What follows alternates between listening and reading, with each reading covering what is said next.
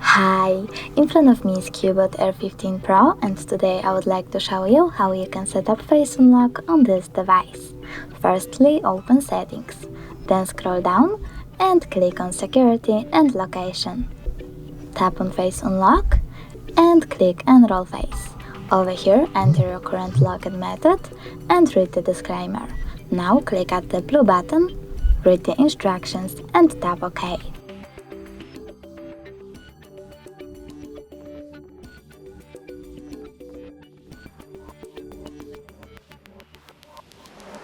When I turn off my screen and turn it back on, I can see that Face Unlock is working properly.